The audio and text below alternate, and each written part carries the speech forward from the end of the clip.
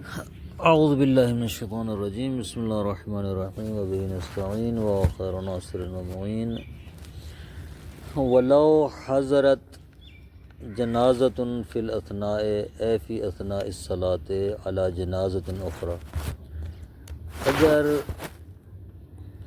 اثناء نماز میں ایک اور جنازہ آئے، فی الاثناء یعنی فی اثناء الصلاۃ نماز کے دوران، علی جنازۃ اخری ایک اور پر نماز پڑھ رہے تھے، ایک اور جنازہ آ گیا ہے، ایک پر پڑھ رہے تھے دوسرا جنازہ آ گیا درمیان میں، مثلا ایک دو تکبیریں پڑھی ہیں درمیان میں کوئی اور جنازہ آ گیا ہے، تو فرماتے ہیں اتمہا، پہلے اس نماز کو جو شروع کر چکے ہیں، جو پڑھ رہے ہیں، اس کو مکمل کریں گے۔ ثم استأنف الصلاۃ، تو پھر کیا کرے گا وہ پڑھنے والا؟ نئے سرے سے نماز پڑھے گا، علیہا، اس دوسرے جنازے پر، یعنی الجنازۃ الثانیہ، دوسرے جنازے پر نئے سرے سے نماز پڑھے گا، پہلا ختم دوسرے پر علیحدہ پڑھے گا۔ وہو الافضل، یہ افضل ہے، مع عدم الخوف الثانیہ، اس صورت میں جب دوسرے جنازے کے بارے میں کوئی خوف نہ ہو، پھٹنے والا نہ ہو یا کچھ بھی ہو سکتا ہے، دوسرے جنازے کے لیے کوئی خطرہ نہ ہو، دیر کرنے کی وجہ سے، تو پہلے کی نماز مکمل کر لیں، بعد میں جو ہے دوسرے کی نئے سرے سے جو ہے نماز پڑھیں۔ ربما قیلا بتعینہ اذا کانت الثانیۃ مندوبۃ، بس اوقات یہ بھی کہا جاتا ہے کہ یہی حکم معین ہے، یعنی کیا؟ یعنی پہلی نماز جنازہ ختم کی جائے، بعد میں دوسری نماز جنازہ شروع کی جائے، یہی حکم متعین ہے، کب؟ اذا کانت الثانیۃ مندوبۃ، جب دوسرا جنازہ مستحب ہو۔ جنازہ پڑھ رہے تھے، درمیان میں جنازہ جو آیا ہے وہ جنازہ مثلاً بچے کا تھا، 6 سال سے کم عمر بچے کا تھا، تو مستحب تھا، تو کہتے ہیں ضروری ہے کہ پہلے جنازے کو مکمل کرو، بعد میں جو ہے دوسرے پر جنازہ پڑھو۔ چونکہ کیوں ایسا کیوں ہے؟ لاختلاف الواجب، چونکہ واجب مختلف ہے، اس پہلا جو پڑھ رہے ہیں وہ واجب ہے، دوسرا جو ہے وہ مستحب ہے، لیکن دونوں کو ایک جگہ پر جمع نہیں کیا جا سکتا۔ لیکن جناب شارح کہتے ہیں لیسا بالواجب، اس قول کی کوئی قوت نہیں ہے، اس قول کی کوئی دلیل نہیں ہے، اس قول کا کوئی مدرک نہیں ہے، یہ قوی نہیں ہے یہ قول۔ ذهب العلامة وجماعة من المتقدمين والمتأخرين إلى أنه يتخير بين قطع الصلاة على الأولى واستئنافها عليهما۔ جناب علامہ ہلی، متقدمین یعنی گزشتہ علماء کی ایک جماعت، متاخرین کی ایک جماعت رحمۃ اللہ علیہم، یہ علماء گئے ہیں اس بات کی طرف کہ نماز پڑھنے والے کو اختیار ہے، کس بات کا؟ بین قطع الصلاۃ، کہ نماز کو توڑ دے، جب دوسرا جنازہ آئے تو پہلے پر جو نماز پڑھ اس کو چھوڑ دے، وہیں پر توڑ دے، قطع کر دے۔ واستئنافها علیہما، نئے سرے سے دونوں پر اکٹھی نماز جنازہ پڑھے، یہ بھی کر سکتا ہے۔ وبین اکمال الاولی و افراد ثانیہ بصلاۃ ثانیہ، اور یہ بھی کر سکتا ہے کہ پہلے کی نماز جنازہ کو مکمل کرے گا اور دوسرے کی نماز جنازہ کو علیحدہ دوبارہ سے پڑھے گا، جس طرح کہ مصنف نے پہلے کہا تھا، و افراد ثانیہ، اور دوسرے کی علیحدہ نماز پڑھے، بصلاۃ ثانیہ، ایک دوسری نماز، علیحدہ نماز، جداگانہ نماز۔ یہ دو قول ہوگا نا، دو اقوال ہو گئے۔ ایک قول یہ تھا کہ اس کو کیا تھا کہ پہلے کی نماز مکمل کرے، بعد میں دوسرے پر نماز جنازہ پڑھے۔ دوسرا قول کیا ہے کہ اس کو اختیار ہے، اس کی مرضی تو اس پہلے کو کاٹ دے، روک دے، توڑ دے، دونوں پر دوبارہ سے پڑھے، یا اس کی مرضی ہے پہلے کی مکمل کر لے پھر دوسری کی بعد میں پڑھے، اس کی مرضی کی بات ہے۔ محتجین، ان کی دلیل کیا ہے؟ احتجاج کرتے ہوئے دلیل دیتے ہوئے استدلال کرتے ہوئے یہ علماء نے استدلال کیا ہے بے روایت علی بن جعفر عن اخیہ، جناب علی بن جعفر کی روایت سے ان کے بھائی۔ علی بن جعفر کے بھائی کون ہیں؟ علی بن جعفر، علی بن جعفر نے اپنے بھائی سے روایت کی ہے۔ امام جعفر صادق علیہ السلام کے بیٹے علی نے اپنے بھائی سے کی ہے روایت۔ جعفر صادق موسیٰ کاظم، امام موسیٰ کاظم علیہ السلام سے، امام جعفر صادق علیہ السلام کے بیٹے کون ہیں؟ امام موسیٰ کاظم ہے نا؟ ہاں۔ فی قومن، ایک قوم کے متعلق، کبروا علی جنازۃ، جنہوں نے ایک جنازے پر تکبیر کہی، تکبیرتن اور تکبیر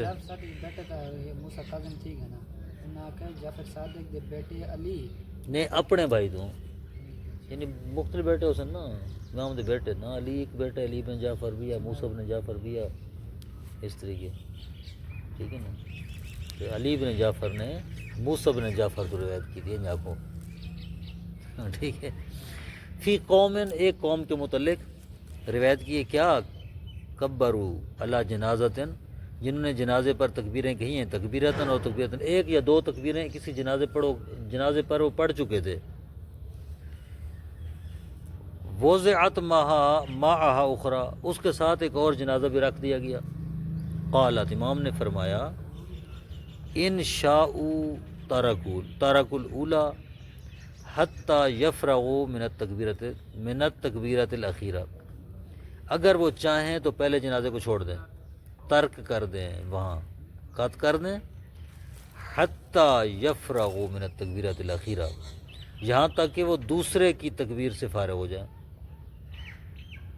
وَإِن شَاءُوا رَفَعُوا الْأُولَىٰ، اگر چاہیں تو پہلے کو اٹھا لیں، وَأَتَمُّوا التَّکبیرات الْأَخِیرَہ، اور دوسرے پر تکبیرات کو مکمل کریں۔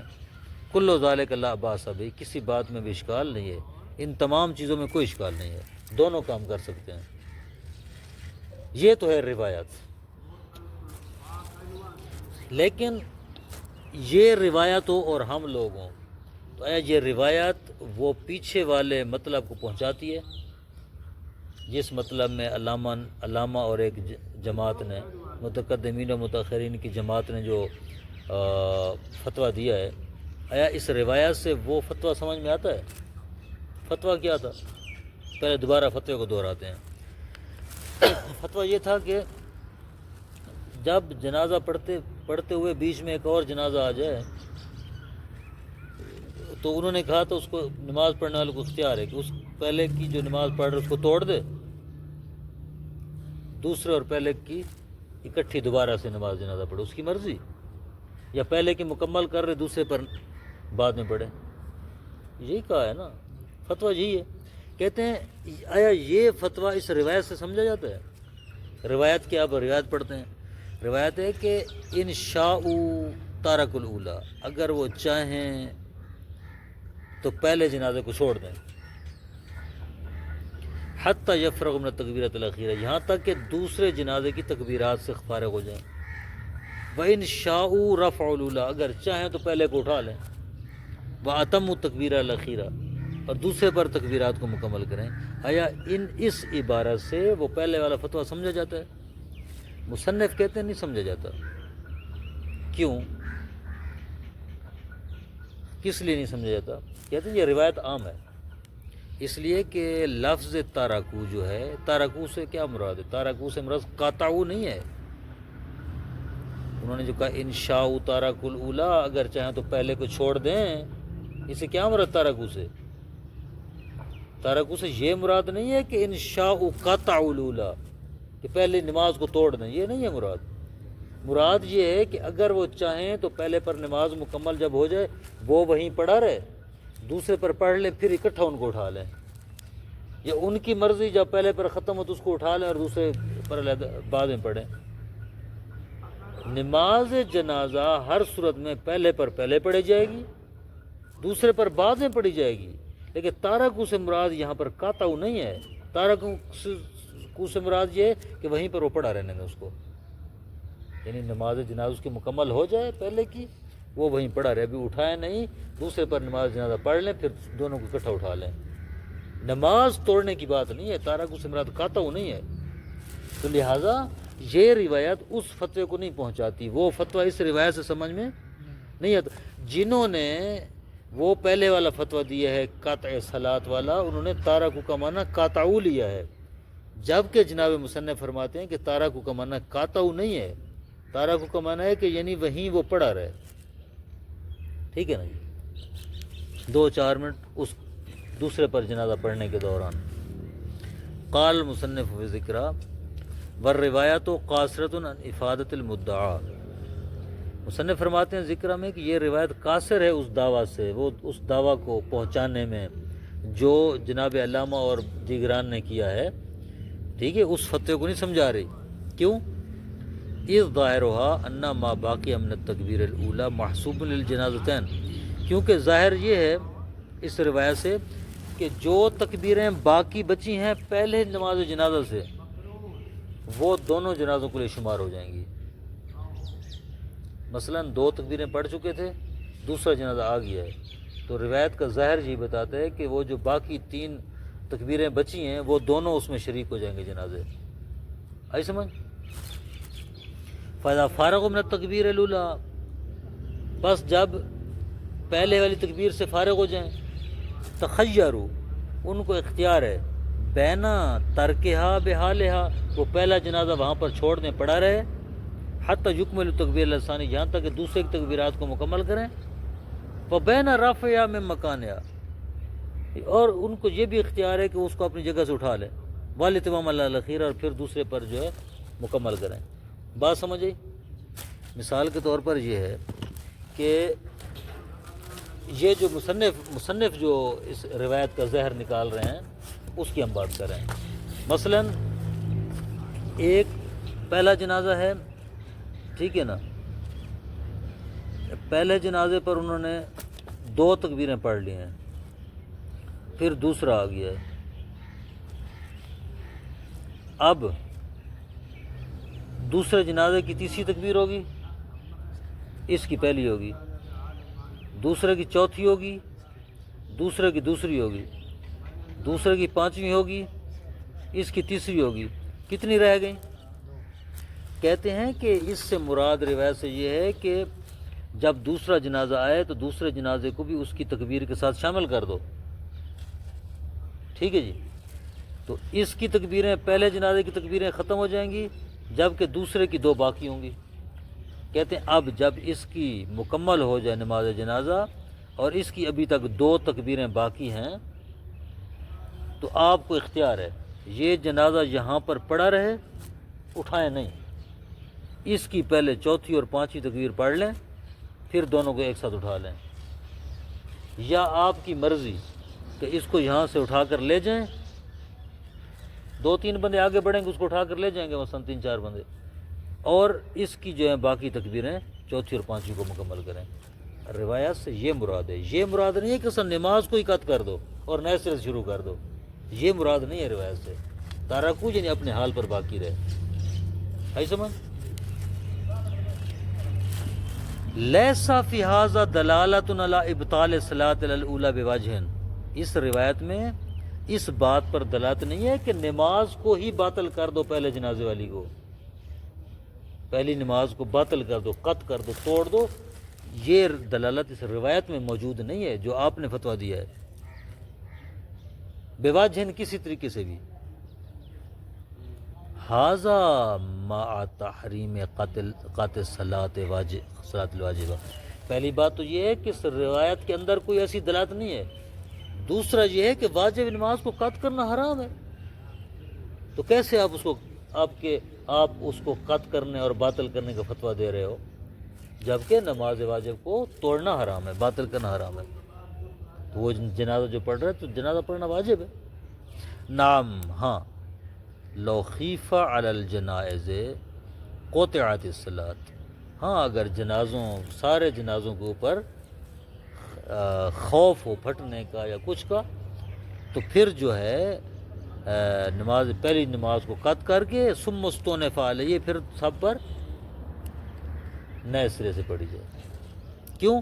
لأنہ قطع لضرورت، چونکہ ضرورت کی وجہ سے قطع ہے، مجبوری کی بنا پر یہ ہے، تو اس مجبوری کی بنا پر قطع کر سکتے ہیں. ولا ما ذکرہ، اشارہ ہونا بقولی، پس وہ اس بات کی طرف جو مصنف نے جو ذکر کیا اس کا اشارہ کیا ہے اس روایت میں اشارہ آیا ہے. والحدیث الذی رواہ علی بن جعفر، وہ حدیث جس کو روایت کیا ہے جناب علی بن جعفر نے، جو اوپر بیان ہوئی ہے، وہ جو اوپر ہم نے بیان کیا، یدل علی احتساب ما باقی من التکبیر، یہ روایت دلالت کرتی ہے اس بات پر کہ جو تکبیریں باقی ہیں وہ شمار ہو جائیں گی لہما، دونوں کے لیے، جس طرح کہ جہاں پر ہم نے توضیح دی ہے. ثم یاتی بالباقی لسان، پھر وہ جو دو بچتی ہیں چوتھی پانچویں، اس طرح دوسرے کے لیے پڑھی جائیں، پہلے کو اٹھا لیا جائے. وقد حققنا فی ذکر، اور ہم نے اس کی تحقیق کتاب ذکر میں کر دیے، بما حکینا عنہ، اور جہاں پر ہم نے اس روایت کی حکایت کی ہے وہاں پر ہم نے اس کی ساری وضاحت اور تحقیق بھی کر دی ہے. صلی اللہ علیہ محمد وآلہ محمد. یہ اشکال جو ہے یہ اب اشکال ہے اور بات بن گئی ہے علماء کے درمیان، ٹھیک ہے نا، کشتی جڑ گئی ہے، تو یہ انشاءاللہ کل ان کی کشتی کروائیں گے. صلی اللہ علیہ محمد.